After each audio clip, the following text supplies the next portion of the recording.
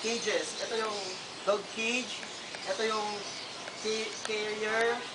Ah, ito pa yung dog bed. Kung gusto mo naman kung ang aso mo naman ay mga parang toy dog lang, pwede mong gamitin ito.